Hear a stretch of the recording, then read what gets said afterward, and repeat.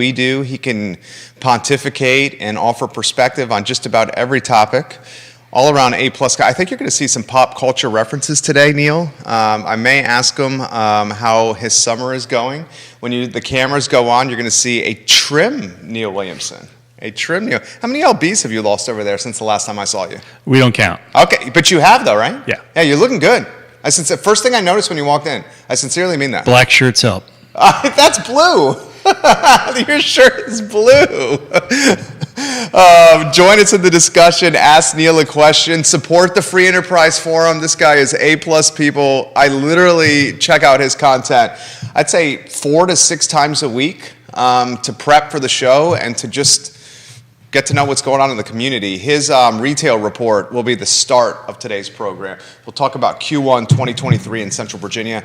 J-Dubs, we can rock and roll when you're ready, baby.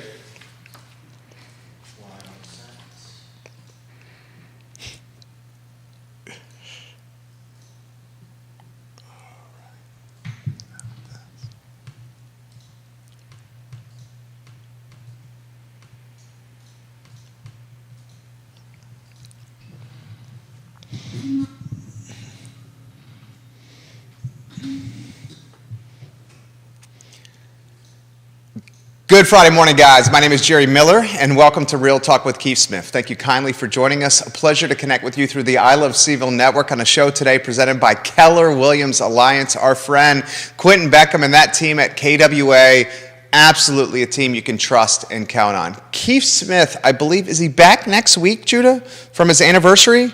I think he might be back next week. We miss him, but he's having fun in the sun. I think maybe we'll see him next Wednesday. Maybe next Wednesday, Judah Wickara says. Thank you very much. That is the beloved voice of J-Dubs, as he's known up and down the Eastern Seaboard. Another beloved voice you're about to hear is Neil Williamson, friend of the program, fantastic guy, pop culture aficionado, and a guy who follows news as closely as I do, probably closer. And because of that, I love chatting with him. Let's welcome him to the program.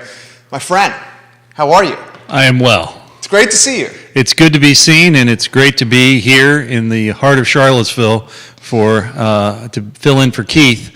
Well, I know he's enjoying his time. I'm sure he misses being in the heart of Charlottesville. His anniversary, he's in the islands. He'll be back, but Neil is here, so the show is going to be dynamic. My friend, I was all over your website, like I am all the time. The headline is Healthy 2023 Q1 Retail Report by the Presidente, Neil Williamson of the Free Enterprise Forum. Where would you like to begin? Well, I think it's important to start with what this is. And the retail report is something we put out on a quarterly basis. We track retail sales tax option, the 1% retail sales tax option. The thing that's helpful about that is that it is a great harbinger of what has happened. Because what happens is retailers actually collect this tax, they send it to the state, and the state sends back 1% to the locality. When they make that transfer, it's recorded, and that's a public action. And so we have the results of this back probably to 93 by locality. And it shows trends. It shows how we've changed. Back about 4 years ago, internet sales started being a part of it with the Wayfair decision. So if you have a package shipped from an internet retailer to Charlottesville receives that sales tax. And they have to keep track, the retailer platform keeps track of the sales tax rate in all the localities across the United States and disperses that. So the downside to it is it's always a look backward. So we're talking about this. I went and looked. Last year we issued this report on May 23rd. This year was issued on May 30. So we're looking back for the first 3 months of the year, but it's still telling, especially when you dig into the raw data. The bottom line is it is a healthy report.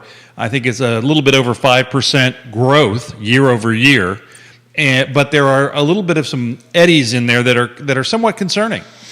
We talked about this briefly earlier in the week on the I Love CVille show. Now we have the Oracle on the program to break it down. The concerning data was January, Charlottesville City. Show is yours on that topic. Sure. Well, again, we take the data by month and aggregate it because a monthly you have a big ebb and flow. So Sure. we do it on a quarterly basis.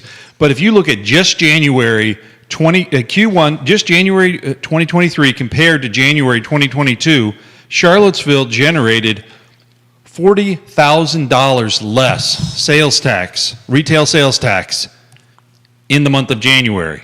Well, if that's 1%, you do the math and you know that's a lot of retail activity that didn't happen in the month of January. So your mind goes, okay, must have been a snowstorm. But wait a minute, did the snowstorm hit Charlottesville and none of the other surrounding localities? Oh, wait a minute, that isn't it. Well, maybe because the students are out. Were the students out the previous year? Yes. So you start to look around and there's no science to this. This is the art part of the analysis. Sure. What was going on in Charlottesville in January that might have depressed retail sales? 2 words, gun violence, Neil Williamson. There was quite a bit of that, wasn't there? That was really early and mid to late January. I would suggest that if you look at all the activities, that probably had an influence. That undoubtedly had an influence in our household. When that was going on in early Q1, my wife repeatedly would say, we are not going, we are not going, we are not going. She has since changed and feels very safer now coming downtown. But in January, during all that brouhaha, she was one that said, we're not going there. And she was also very concerned when I was coming down here. We're talking about the Free Enterprise Forum Q1 retail report. Charlottesville, of all the localities, what's the word you would say? Lagged or struggled? What's the word you would say? I would say all localities showed positive growth in retail sales. Okay. Charlottesville showed the least growth. Okay, there we go. Charlottesville showed the least growth. Now, the positive of this, and this is a testament to Michael Kochis and the Charlottesville Police Department, from January to February to March, look at Neil's data, it showed improvement. And Kochis, much like Michael Rogers, much like Lloyd Snook, started stabilizing that ship, the Charlottesville Police Department. January, he gets hired. February, March, he starts doing the walk and talks. And a lot of the crime that was happening, he finds the culprits. And he puts them behind, he arrests them. So maybe we give some props to the CPD for this. I think you would. I also think that there's a tenor in a community, and there's a repetitiveness. When you see someone getting shot leaving a bar on the downtown mall, and people are kind of like, well, that was the next step. I guess we're going to keep escalating. And then you have a de-escalation. I don't wish this on the CPD, but there's going to be other gun violence. It will happen. It's how it's managed. It's how the community responds. And I believe that by making a commitment to a police chief, and that police chief coming through with significant community policing ideas, creates an environment where the community says, you know what, we're not going to stand for that. That is not the next step. This is an aberration, and we're going to call it as such. Very well said. Bill McChesney on McIntyre, the mayor of McIntyre. Neil, do the details get into types of retail? Groceries versus clothing, et cetera, et cetera, et cetera? Unfortunately, Bill, they do not. They do not break down the sectors. We have it broken down by locality only. We'd have to look to really the jobs report that we used to compile that had the E&I sectors, and that is really a much more lagging indicator. It lags by about 2 years, and so it's I don't have a breakdown by sector. I will say that the numbers statewide from the jobs report that I saw yesterday indicated retail and leisure jobs were up. In addition, interestingly, mining was up in this Commonwealth, which is unusual. More questions have come into the program, guys. And if you'd like to offer Neil Williamson a question, put them in the feed. I'll relay them live on air. This from Grayson in North Downtown. How does Mr. Williamson characterize the health of the city in its current state of Q2? Again, that's a bit of projection because we only have the numbers for Q1. Based upon anecdotal information from shop owners, they tend to be positive. People have asked, well, what is Q1 forecast for the rest? Well, it doesn't forecast anything. It says what happened. That being said, I believe that we're seeing an increase in vitality that we almost see every spring. You bring Fridays after 5, you bring more people downtown. I know the students leave, and that has an impact, but I know folks that literally look forward to the students leaving, not because they don't like them, but because it's a different vibe downtown. Yeah, it is a different vibe. Put your comments in the feed. We'll get to the economic report put out by the city as well. Those are asking about that. When you're putting this data together, are there red flags you look for when you're putting this data together and you're looking at the outer counties like, say, Greene, Louisa, Waynesboro, Augusta? What are some of the KPIs that you're following? Well, one of the things that we look at, and there's a link in the story on the freeenterpriseforum.wordpress.com, that, okay, well, that's Q1 this year. What was Q1 last year? So we talked about Charlottesville being the big laggard, as you called it, but really the least improving. Last year, they were number 2 for improvement over the year before. We also have that blip, that COVID blip, that we have to kind of take into account what we're measuring against. So I always try and look at where are and what patterns do I see. Interestingly, when you look at gross dollars, the increase year to date in gross dollars, Albemarle's increase in just the first quarter of this year in retail sales tax revenue is $338,000. And that includes a deficit of almost $30,000 in March. So, Albemarle has a much bigger retail pool. One of the things about our region is, I don't know that a lot of people that know where exactly the city line is. I don't think they do. Yeah, I don't even think. I think the localities confuse it because where is the county office building? It's in downtown Charlottesville. And this could be a perfect segue into the report that's in front of you. It could be now, couldn't it? I'll follow your lead on that. But they don't know where the line is for when you're in Charlottesville versus Albemarle. So if you're at Stonefield, are you in Charlottesville or Albemarle? Stonefield's Albemarle. Okay. Yeah. I'm across the street at the gas station. That might be city. I think the city is the Kmart city, isn't it? It is. Yeah, but Stonefield's Albemarle. That's correct. And the reason I know the Kmart city is because Corin's team is doing development, and it was council that was talking about what was going on there instead of the supervisors. And the reason I knew Stonefield was Albemarle is because it went to the supervisors for Stonefield development. That's the only reason I knew that. And originally, it was called Albemarle Square. It was originally was it Albemarle Square? Stonefield was? Okay, there you go, Neil Williamson. I 100% agree with you're saying. I don't think people know. I don't think the leaders know. So to close that loop, 3 of the 4 corners of the hydraulic US 29 intersection are in the city. Stonefield is in the county. There you go. I love that. I love that. This question has come in for Neil Williamson. Can he explain the internet sales and how it's tracked a little bit further? Leslie, thank you for the question. I'm also a bit confused on that as well. Sure. So I want to say it was 4 years ago. It may have just been 3. The Wayfair decision came down. Wayfair said we should not. There was a locality that said you need to be paying a sales tax. Wayfair said, no, we don't.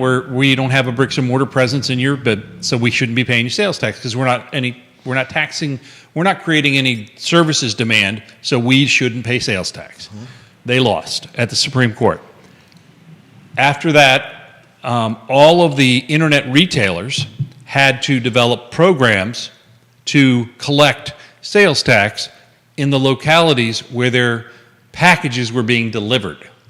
So if I have something delivered to my office, which I often do, Albemarle actually receives the sales tax, despite me having a Charlottesville address.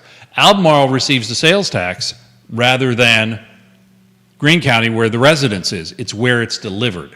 And it is tracked by the retailer, the end retailer. So if you are if you're a small retailer doing internet sales, you may limit your footprint because you don't have the programming. But now Shopify and all of those folks build that in to your platform. So how it's tracked is via they make certain that it's being charged.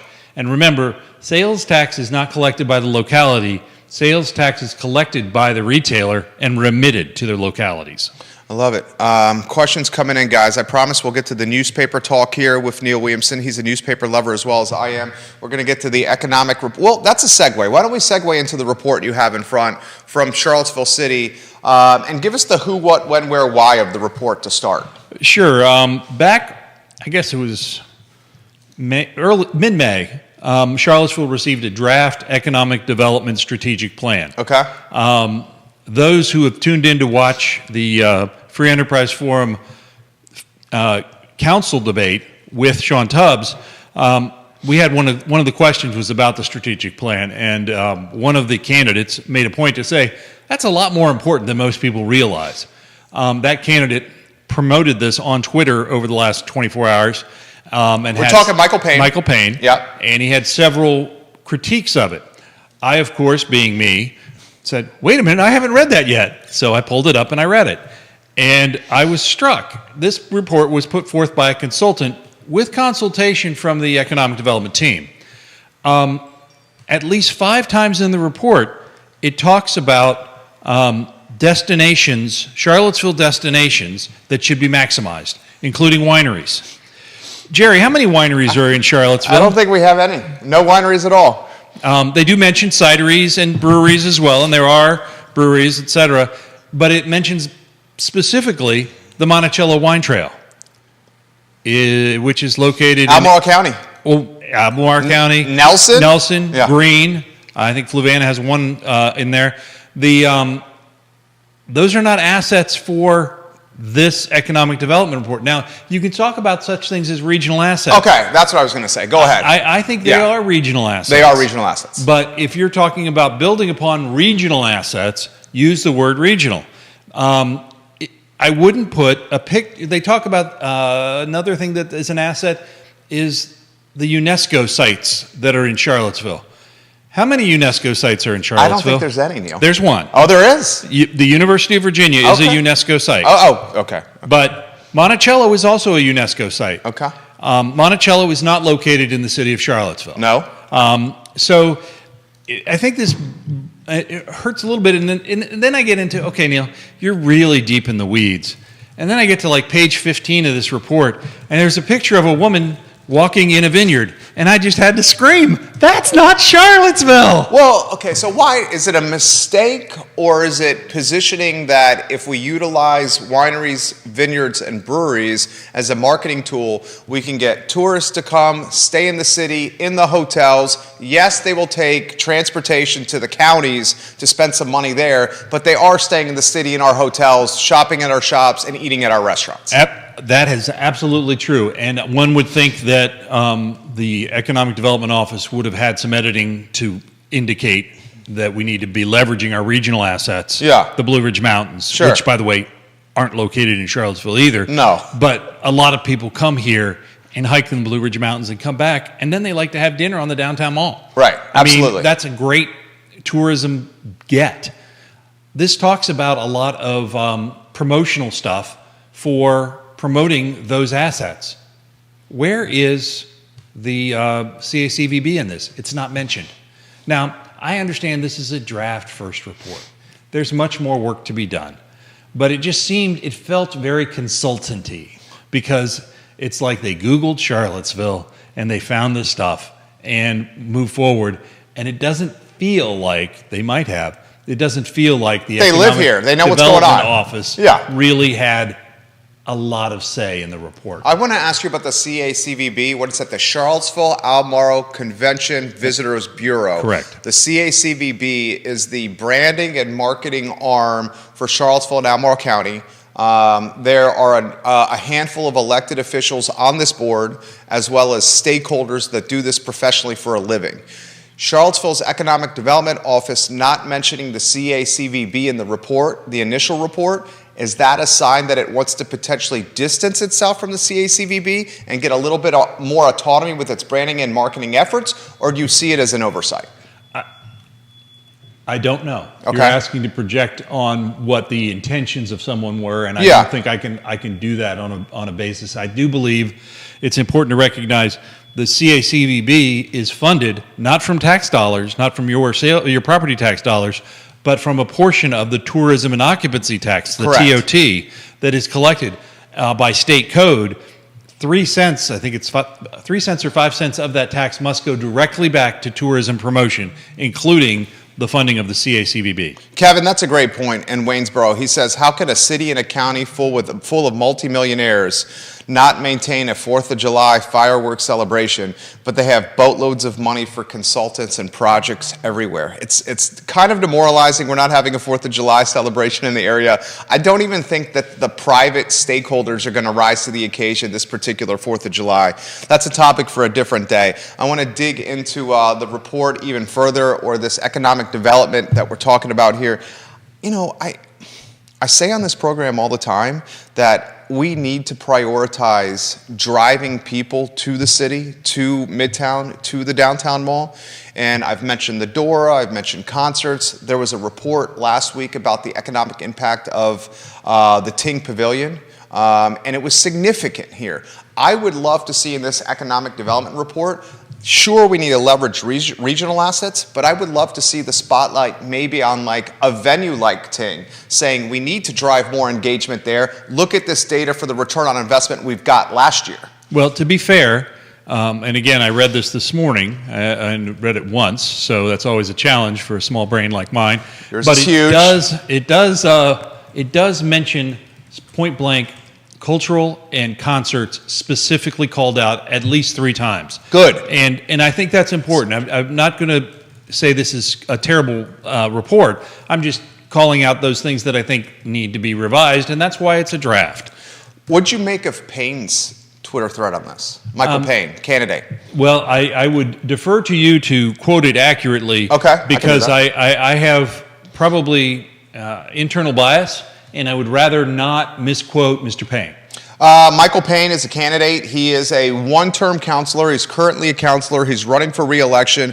He's got a, 1, 2, 3, 4, 5, 6, 7, 8 tweet thread that he posted within the last 24 hours about this report. He's specifically talking about trickle-down strategies of economic development that do not work. He says this is especially a problem in a city like Charlottesville with huge wealth and income gaps driven by UVA as our largest employer. Michael Payne says a successful plan would explicitly include strategies for community wealth building. How do we plan for community land trusts? I love those. Co-ops, community development, corporations, apprenticeship programs, and he specifically talks about the wealth gap. We know black households in the city, 39,000.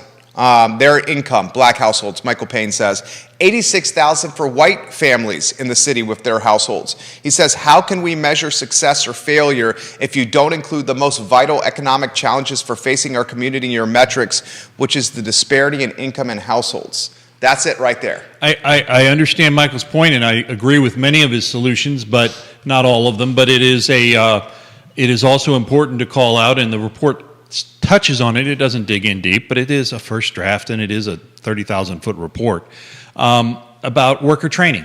I happen to be perusing the PVCC site, the Piedmont Virginia Community College, and they have a plethora of certificates available today that are pretty much cost-free and can bring you up to what you need to have a very good job. I was discussing this with a young man from Charlottesville, I guess it was 2 weeks ago, and he's doing their CDL training. And he was in a job that he wasn't happy in, and he said, yeah, as soon as I finish this, I've got 4 job offers waiting for me. I am out of here. And I'm like, that's the way to do it. You go, you get the training you need, and you take the step up.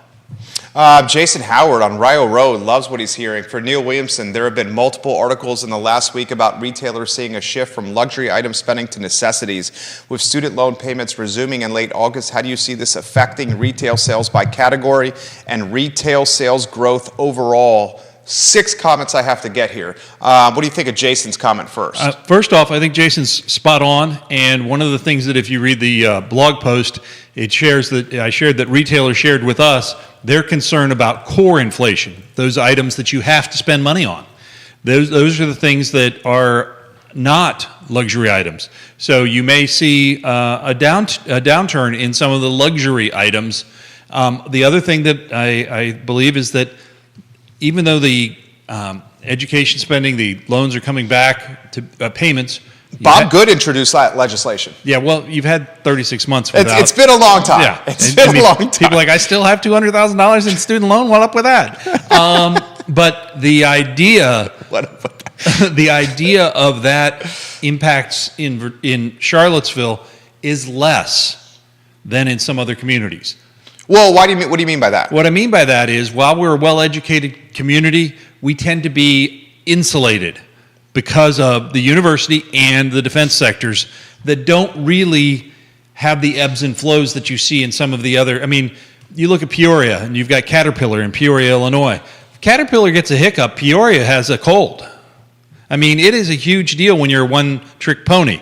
Here we have these much longer-standing, strong individual sectors that buffer us. So the highs aren't as high, but the lows aren't as low either. Reed Jameson Paul is leaving a comment. Reed, where are you watching today? I think your comment is brilliant. He says the entire country needs to encourage the trades. The need is increasing and the pay is increasing. Let us know where you're watching, Reed. I completely agree with what you said. John Blair watching the program. He says Neil Williamson is on absolute fire right now. If you all want a spectacular 4th of July experience, please come to Stanton for our Happy Birthday America celebration. It's all day at Gypsy Hill Park and concludes with a Wilson Fairchild concert and a massive fireworks show. That sounds awesome, John. John Blair, always be closing. I know. John Blair, I wish, John, I sincerely mean this, and I know you are so happy in Stanton. He's the acting city manager, right? I think he's the acting. Is he the acting? He's the attorney, but are you the acting city manager now, John? Maybe the acting deputy manager. I don't remember. John changes titles pretty regularly. I sincerely mean this, John. I know you love Stanton and you're doing amazing things there, but you are missed in Charlottesville, and I sincerely wish you were here still in Charlottesville. Reed says he's in Vermont making $150,000 a year right now as a carpenter. Vermont. Did you hear that? Vermont. Lovely place. I will say that anyone who has worked with getting someone from the trades out, you know how busy they are, and the average age is going up. Word on the street is you may be working with some trades right now. Are you, Neil Williamson? You want to give us a glimpse? No.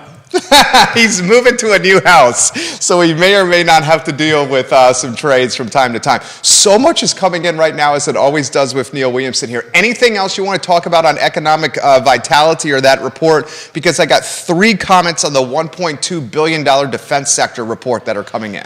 Well, only thing I'll add is middle of the month last month, I learned that Roger Johnson's no longer with Albemarle County. And that was that was a surprise to me. The guy, Roger Johnson of the Economic Development Office? J.T. Newberry is the acting economic development leader in Albemarle County. Roger Johnson was a tremendous asset to Albemarle. I remember chatting with him. Didn't you host the party at Three Notch? Yes. And I had like 20-minute conversation with him. He's class act, A-plus guy, fantastic civil servant, undoubtedly an asset to Albemarle. So where is he headed? Do we know anything? I know nothing. Okay, damn. That's news right there. I'm literally kind of taken aback by that. So it's now whom? J.T. Newberry, who, although he did call a foul on my son when my son was in the lane, I thought it was a clean hit. But he used to referee high school basketball. He came out of the zoning and planning department and has been with economic development for, I want to say, 5-7 years. He has moved up to the acting economic development director, and I anticipate there will be a search for a new economic development director. That right there, has that been reported anywhere? Not that I've seen. Oh my goodness, see, that's news right there that Williamson just got out to the community. Roger Johnson, man, if you're watching or hearing or word gets back to him, I don't want to speak for Neil, but I think I can for him here. We got nothing but love and respect for you, dude. Nothing but love and respect. Jason shares the link to the program you're talking about. The state of Virginia will help pay for a plethora of certifications. Great program. He shares the link. Gosh, you're on fire right now. $1.2 billion defense sector. I'm going to open-end it. I've been eager to pick your brain about this. This report, commissioned by, let me get my memory, Chamber of Commerce, Albemarle County, and Charlottesville City. It cost $20,000. It was done by the Weldon Cooper Center at the University of Virginia. It was presented to both the supervisors and council. And boy, did that presentation make some moves, Neil Williamson. Based on the way I understand government works, that presentation did not generate moves. Oh, okay. There we go. I would love to hear this. In 2017, I want to say, Okay. when Rivanna Station was expanding, there was discussion of the Defense Department's desire to have control of surrounding lands. As I remember, it was in a meeting, and Ann Malik raised it. Supervisor Ann Malik raised that concern that the station was landlocked. So that is many years ago.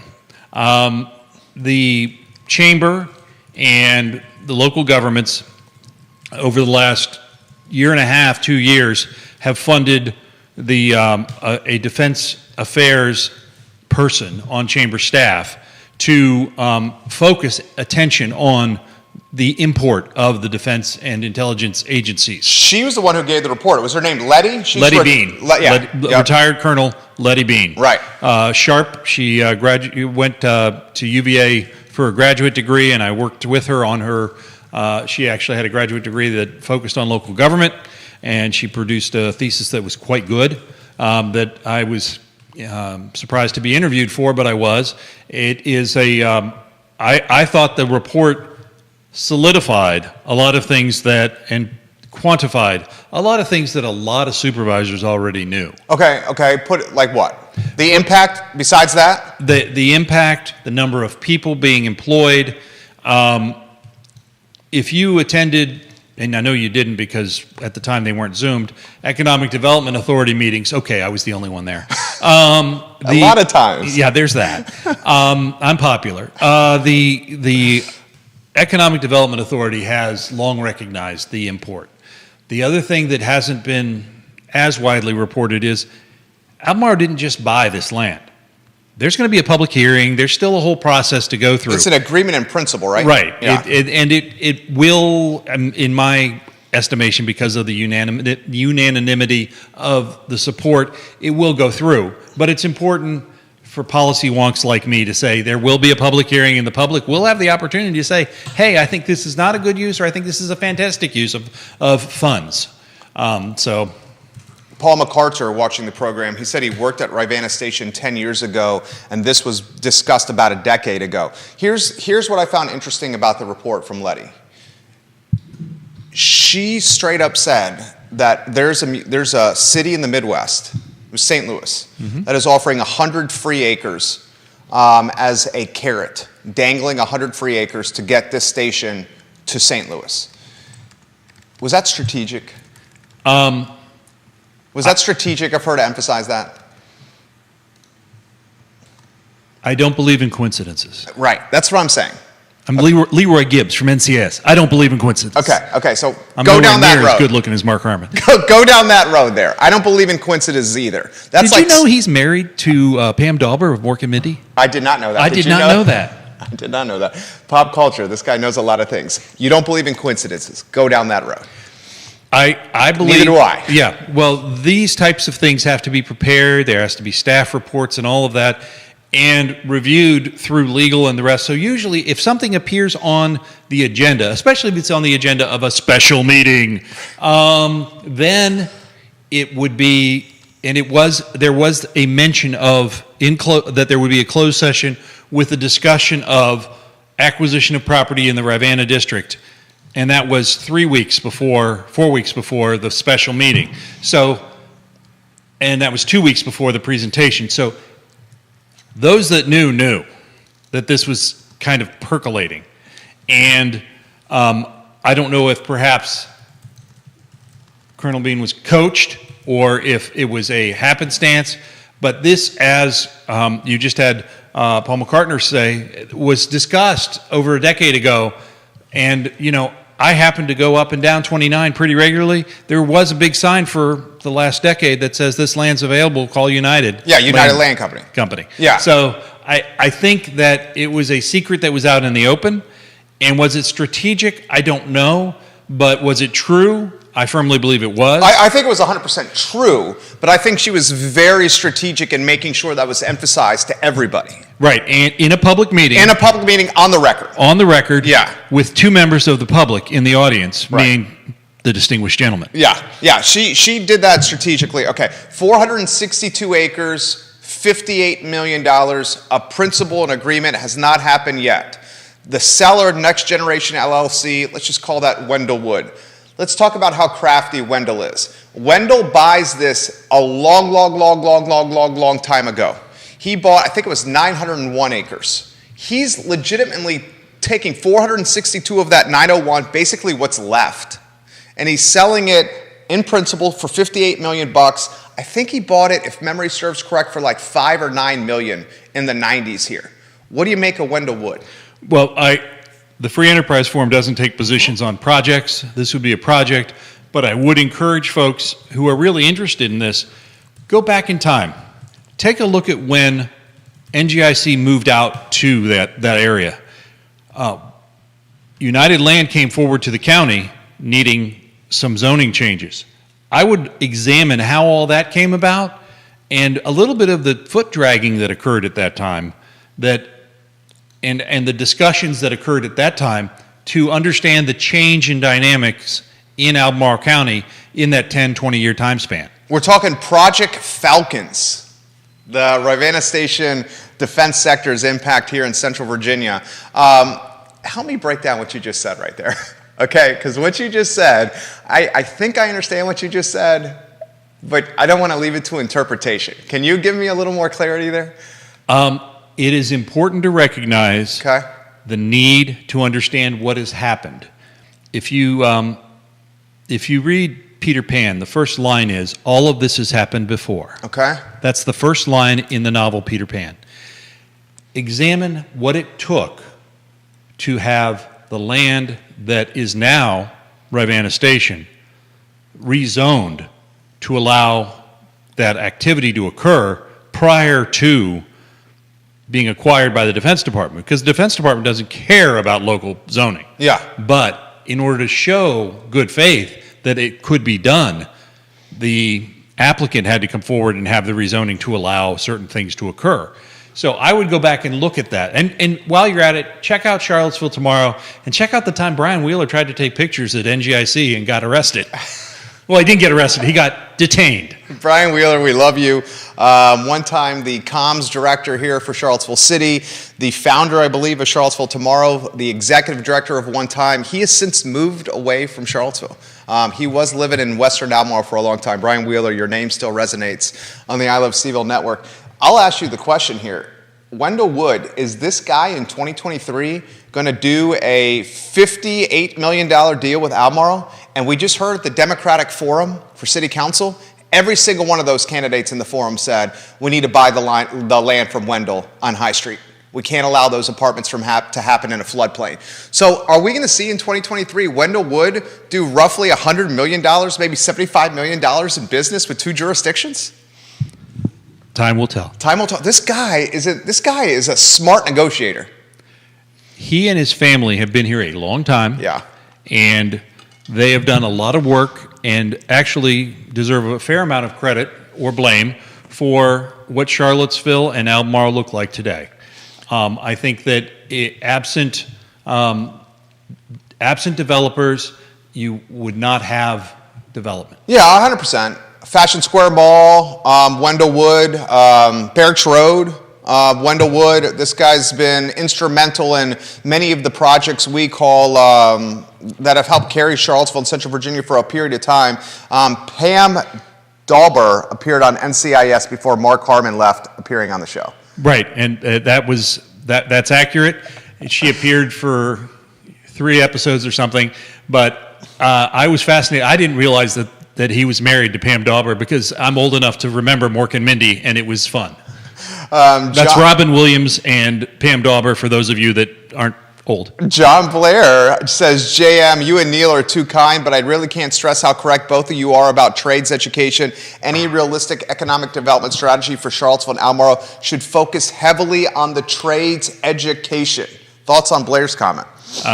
I don't think we can stress Emphasize it that enough. Right. But that being said, I also think that that also speaks to the ideas that are going forward with the community kitchen that I've heard on this program previously, positive and negative comments about that, because I wasn't very huge fan of the community kitchen. I am familiar with that. Yeah. My concern with the community kitchen was taking away labor from existing restaurants and using food and beverage tax revenue to essentially create competition for those that are creating the revenue today.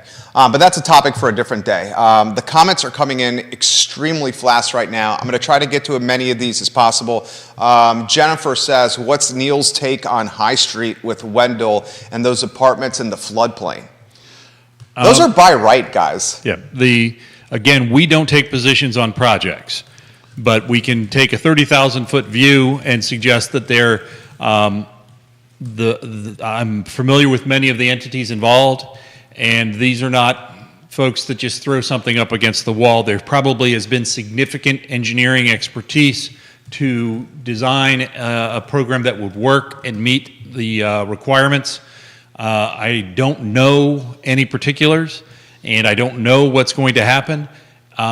One of the challenges with being a landlocked city is those places that are easy to develop have been developed. What's left is challenging places. Or perhaps you could put more development on existing lots. There's not a doubt in my mind that Justin Shimp of Shimp Engineering has got his I's dotted and his T's crossed. Is there any doubt in your mind? I don't know the answer to that question. I am not an engineer, and I don't judge how engineering work, but everyone that does one of those plans, not many people realize they stamp it with their seal. That seal can be revoked. If there is something that proves to be inaccurate, significantly inaccurate, they can go to the board and have their seal revoked. Neil Williamson, on absolute fire right now. All right, we're going to get to this comment that's come in on the show on the Law for Squire brouhaha. I will ask Neil about that. But before we get to that, Kelsey, I want to talk and finish the defense sector conversation. Anything we missing here? Anything that should be out in the news cycle?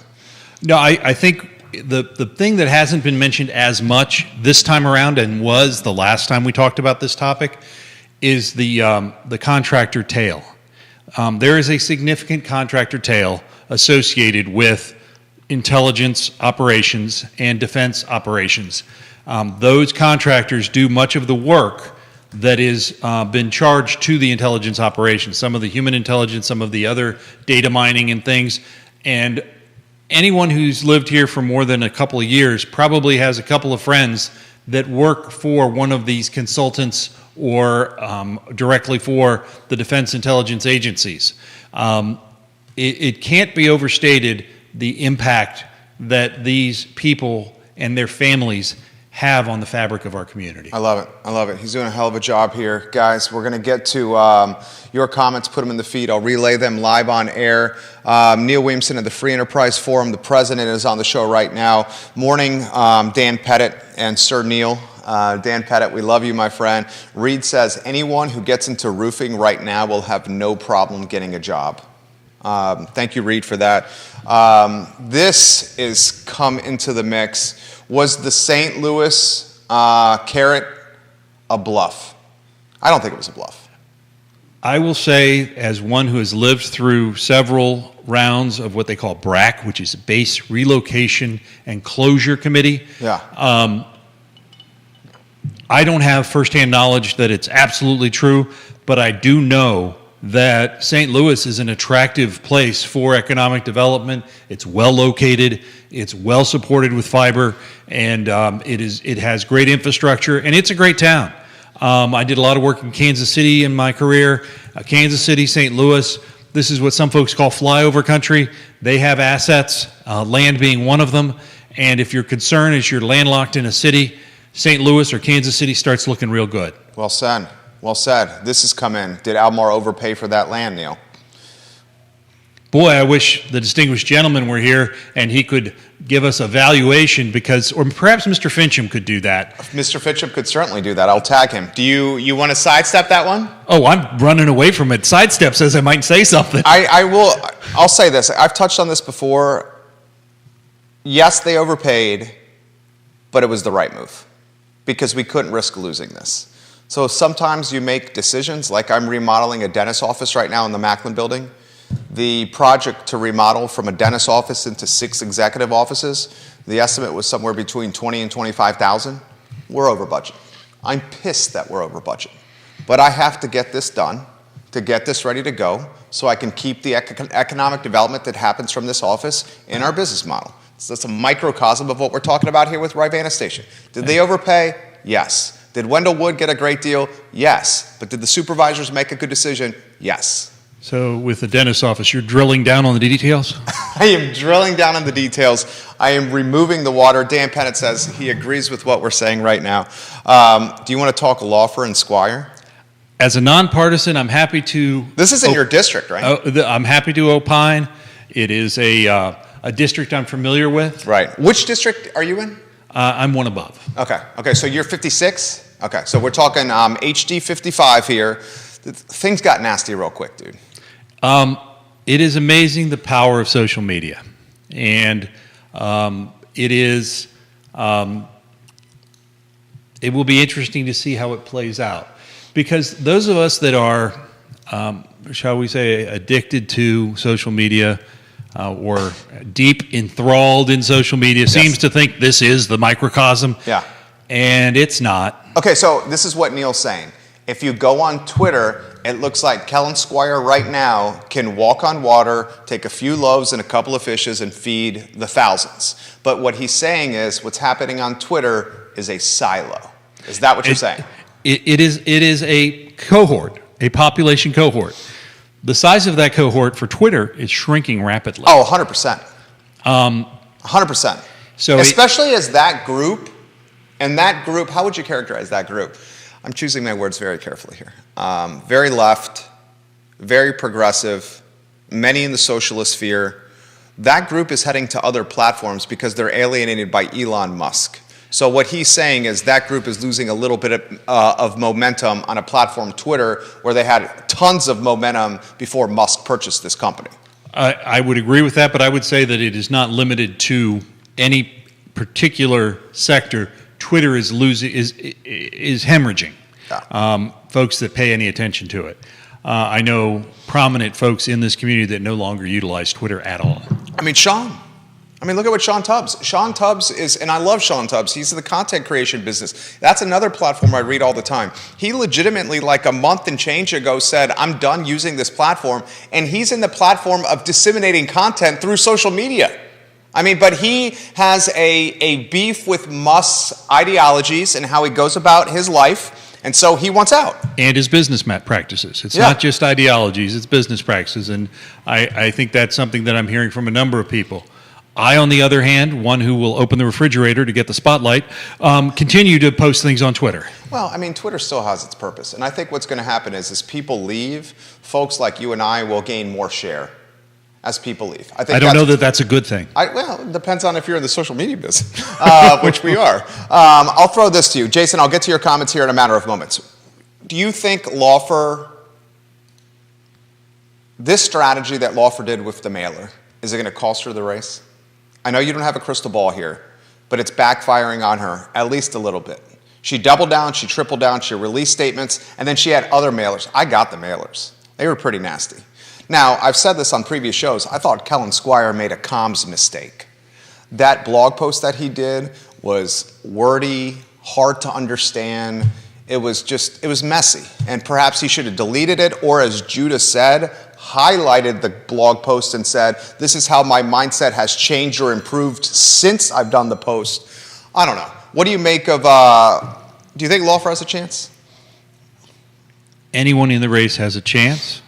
And I anticipate there is not significant space between the candidates on issues.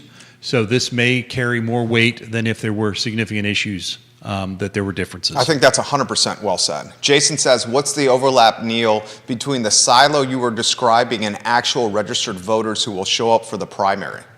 It's tough to say. That's tough to say. I would suggest that if this was a year ago, I would suggest that the registered voters who would show up for a primary were overrepresented in the silo, meaning that in the total population there's X, in the silo there's Y, there's a larger portion of Y would be at the primary than a portion of X. That's completely agree with what you said. Was what Lawford did out of bounds? Did the candidate quote the other candidate correctly? So tough, so tough. The candidate cherry-picked a paragraph and blurred out the rest of the content that offered the context. So Lawford took a paragraph, put it on a flyer, mailed it to people, and utilized it to label Kellen Squire as pro-life and anti-abortion. By blurring out the rest of the context from the blog post, it seemed a little bit slimy. That's a subjective term, I think, if I'm 100%. reading you right. Yeah, it's subjective. So yeah. did the candidate quote the other candidate correctly? Yes. And that's to my point that Kellen Squire made a comms mistake, that he should have gotten ahead of this himself. So again, as a nonpartisan, Yeah. we don't have and right now, I don't believe there's an announced Republican challenger in the 55th. No. So June 20th, we know.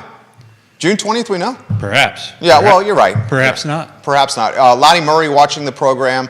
As a Democrat, I was disappointed to see Lawford send a flyer that knowingly misrepresented Squire's position. It just makes her look bad. That's Lonnie Murray. I concur. It makes her look bad.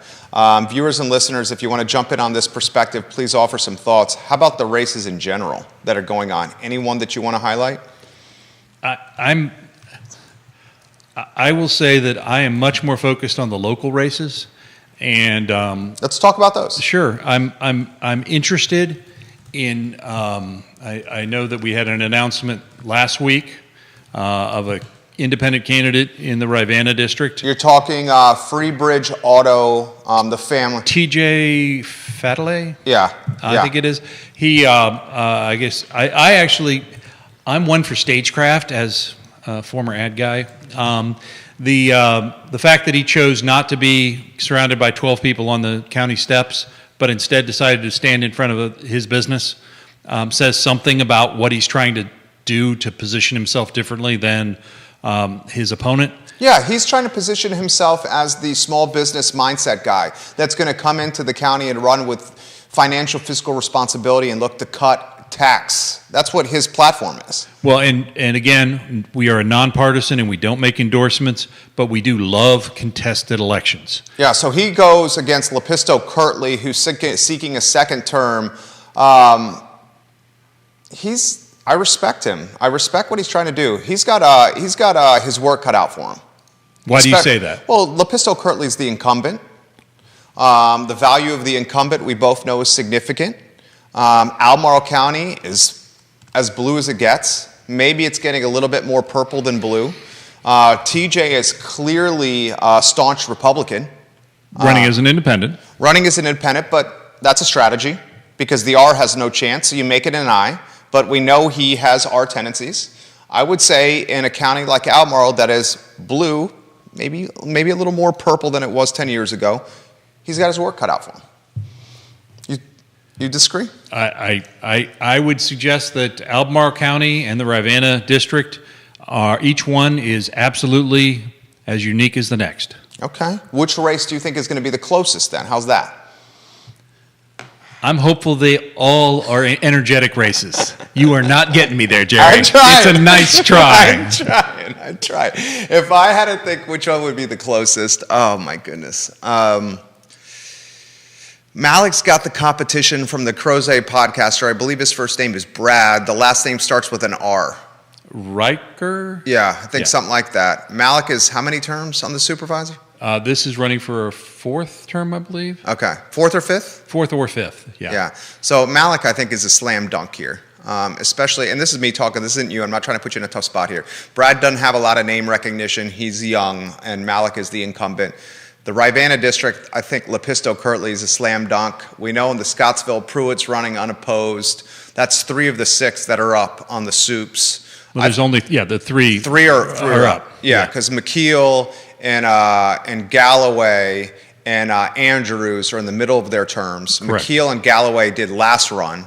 So did Andrews. Andrews ran unopposed. McKeel ran unopposed, and Galloway ran unopposed. And structurally, it's important to recognize this is a good thing. They take half of their board at a time and come forward. Loudoun County, for the last 40 years, has elected their entire board at the same time.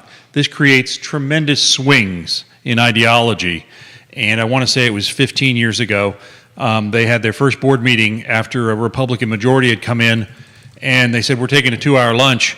The Republicans came back after 1 hour, and the Democrat was the vice chair and stripped the vice chair of all its responsibilities. When he got back from lunch, he had nothing to do.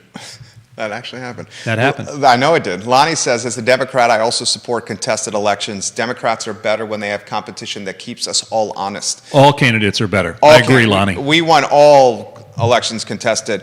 McChesney, mudslinging has become the norm for political contests. This has been going on for ages. Sometimes the mud sticks to your opponent. Sometimes the proverbial fan blows it back on you. I think the difference with this particular circumstance, though, Bill, is A, they're both Democrats. That's different. I think another difference with this particular circumstance is this might be characterized as straight up lying. I mean, I think it's misrepresenting. And this is me talking. This isn't Neil talking. But this might be lying from my books here. And I understand that's part of politics. But is it a part of local politics on this level? I guess we are at this point. I promise I'll get to the newspaper talk because he's a newspaper junkie as well as I am. I think the tightest race is going to be Dr. Meg Bryce and Allison Spillman and the Board of Supervisors, or excuse me, the school board. I think that general election and that it's all the districts will also give us a pretty good feel on how Albemarle is from a blue, red, or purple standpoint.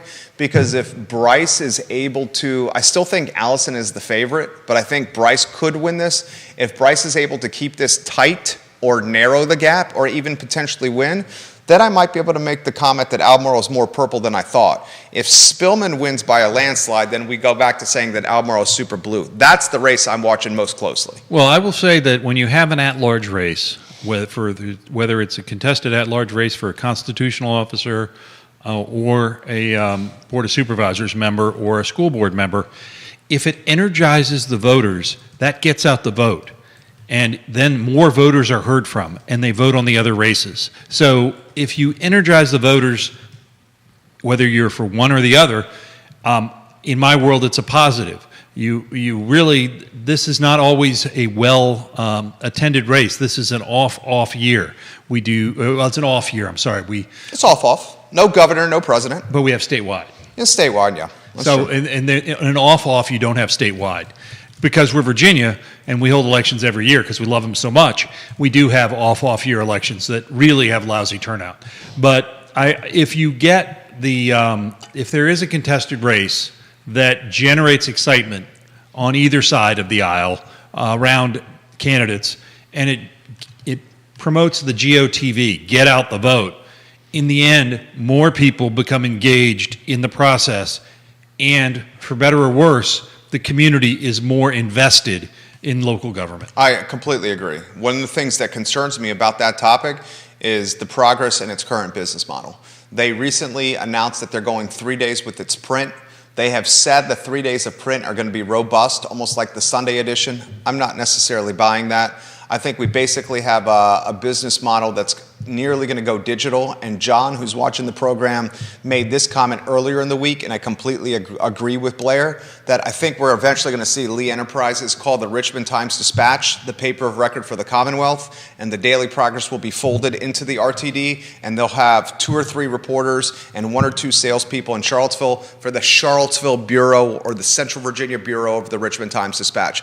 Lee Enterprises, and I'm going to get your take on this, has trimmed the daily circulation of 6 papers in the Commonwealth. We had Bristol, we had Culpeper, we had Waynesboro, we had Charlottesville. There's 2 others that I can't. I thought there was a Leesburg paper. There might be a Leesburg, but there's 6 that they've done this to.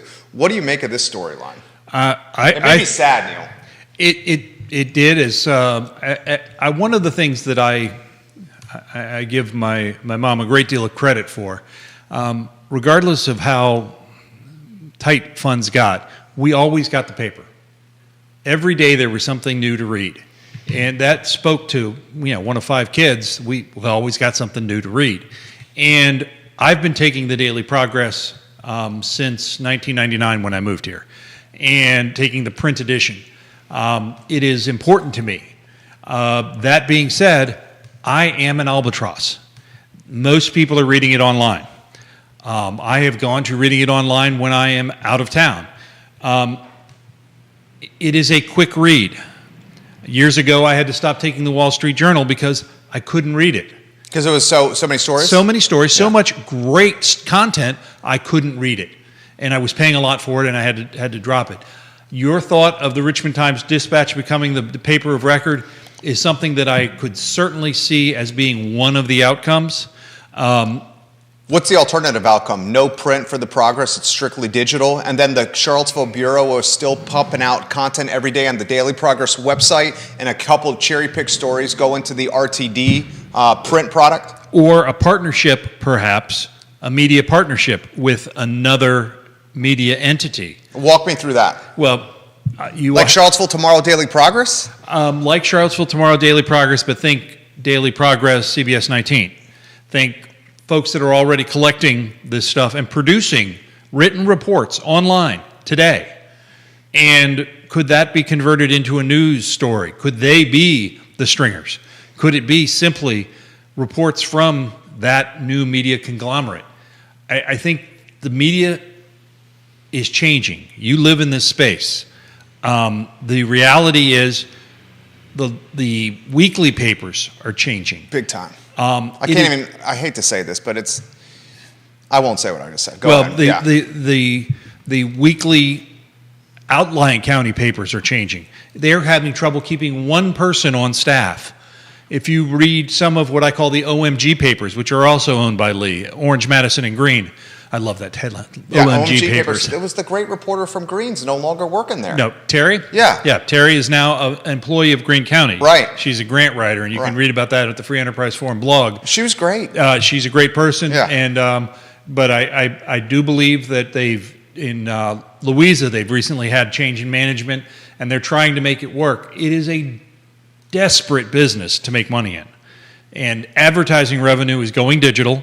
Everybody's going digital, and so the papers need to go digital. What do we call a newspaper if it doesn't print news? Old. What are we going to call these companies? They're going to be media conglomerates. We just call them media companies now? I believe that's where we're headed. Yeah, because calling it a newspaper is maybe not applicable anymore. What was once the newspaper of record for Charlottesville is changing. Yeah. And it's a lot like development. Change is hard. It means accepting something new from something that you've gotten accustomed to. You used to work when they had tear sheets, and you were watching the first edition come off the press. Yeah, I remember one of my first few days there, they still had the guys cutting out the headlines with the X-Acto knives under the big lights, and it was beautiful, dude. I fell in love with news. Trust me, I'm one who actually worked on real blue lines. Yeah. And in the printing business, and it is lost on folks. I also spliced tape. Yep. Long before your time. But you know, there's a skill that's really marketable. I can splice audio tape. But the idea that things have to change to move forward, and what may come about may tend to be something even better. But we have to let go of what we've always had. So that's interesting. You see maybe a partnership with the TV and the print coming together. That's intriguing. How do the individual guys utilize this as an opportunity? The individual Well, guy. how do like the small businesses that are trying to fill the Sean Tubbs of the world utilize this as an opportunity? Is there an opportunity there? There absolutely is an opportunity, but I think that when individual companies look at areas to cover, there was a book out 30 years ago called Blue Ocean Strategies, and the idea behind that was don't go where everybody's feeding, go where the blue ocean is, because there's food there. You just got to find it. Bob Yarborough, the king of Redfield's watching this program. Bob, memory serves, was it Alabama or Mississippi where you were working in the news business? He says nonprofit news outlets may be the future of local in-depth reporting and journalism, and they are exclusively online. A nonprofit news outlet in Mississippi won a Pulitzer this year. He also said, I met my wife, Stacy, because she was a paste-up girl at the paper. That's awesome. That is awesome. I love that, Bob. And I appreciate the information about the Pulitzer because I don't think I knew that. Mississippi is where he worked. He is a newspaper guy through and through, and I know when he read this too, it made him sad because there's nothing that I enjoy more than having the residue of print on my fingers while I'm on the think tank reading about the locality that I love so dearly. And I'm always going to be a newspaper guy and a news junkie. This comment's come in. Back in the day, the Times-Dispatch was the morning paper of Charlottesville City, and the Daily Progress was the afternoon edition. At that time, there was not a Sunday Progress. Right, and back in the day, this really dates me, back in the early 80s, I was living in California for a short period of time, and we'd get the morning paper, and the afternoon paper would come, and the afternoon paper would have the market close because of the timing, and it was printed locally, so you could get what the market did day of. This is before cable TV, kids. So it was critical. Oh, it was great. It's critical, yeah. My favorite was when I was a kid growing up reading the Agate page 2 of sports with the box scores and the batting averages. My brother and I would fight over the Agate page, and we would literally just like eat our Lucky Charms while seeing like who's got the best batting average, who's got the most home runs. It was just, I still get excited when I see newspapers when I go into gas stations. Like, I know that sounds corny and nerdy, but when I go into a 7-Eleven or a gas station, one of the first things I do is look at the newsstands. And do you read local papers when you travel? Hell yeah. Yeah, I do too. Yeah. I was in California about 8 years ago. I watched a public hearing of the Planning Commission in Santa Barbara, California. Because you love news. You're just a junkie for it. I'm a junkie, yeah. and I was traveling alone, and it was kind of a crappy trip. But it was one of those things that they were talking about how much you could expand your house based upon your parcel size. There it is. And does that sound familiar to anyone? That sounds very familiar to us. God, I love this guy so much. We have so much in common. 11:22. I'll throw an open-ended to you as we wind down the program. Anything we're not covering, anything that needs to be in the news cycle, what should we learn from you that we have not talked about? Well, we have not talked about the fact that it's June 1st, okay. June 2nd, and we're halfway through the year. The Free Enterprise Forum exists because of our donors. We need to raise money. Go to freeenterpriseforum.wordpress.com, click on the donate button, give me $100. There you go. I just got to get enough money to keep this thing going. And I'm not saying the lights are going out tomorrow. I don't do that kind of brinksmanship. Yeah. But absent the public support, I can't keep doing the work. Please help them. Support them. Donate. Free Enterprise Forum, guys. The website is fantastic. How often are you putting content out? Next week, we will have 1,500 blog posts up. That's amazing. 3,000 people subscribe to the blog. That is enormous. I mean, I'm not, I love Seville numbers, but come on. but 3,000 people receive a blog. When I post something, they receive notification that it's up. Awesome. And it's not just that a lot of people, it's a lot of people who care. People that are elected, people that are appointed, people that care about this community. And we are unabashedly pro-business. And we are not a journalism outlook. We are talking about what it takes to keep the community moving forward so that our retail can survive and thrive, so that we can increase the jobs, so that we can keep our kids and grandkids working here by economic vitality. And that's the reason people should support the Free Enterprise Forum. God, I just got goosebumps right there. You got emotional when you were talking about that. Put that emotion in perspective. You've been doing this a long time. I've been doing this now for over 20 years. And when I got started, I wasn't sure it was going to last 20 weeks. Somewhere along the line, blogs came about, and we jumped on the blog bandwagon. I like to say, go back and read some of the stuff that I wrote 15 years ago. See if I'm intellectually congruent. I firmly believe that I am. I also am big. When I make a mistake, I don't just correct it. I correct it and leave it up. I put a line through it and I say, correct it on this date, because I make mistakes, but I fix them. Love this guy. Neil Williamson, President, Free Enterprise Forum. Support the Free Enterprise Forum. This show was absolute fire, guys. He is amazing. The I Love CVille show is up at 12:30. We'll take a look at the Castle Hill 231 Fest, and we'll talk the topics that matter to you. Local news, always in the spotlight on this network. I want to thank Neil. I want to thank Judah and Keith Smith is watching the program now, literally in an island, and saying Neil Williamson is the man. Literally, Keith is watching you right now. He's back next week. Thank you kindly for joining us. So long, everybody. You made that easy, dude. That was awesome. Tell us when the mics are off.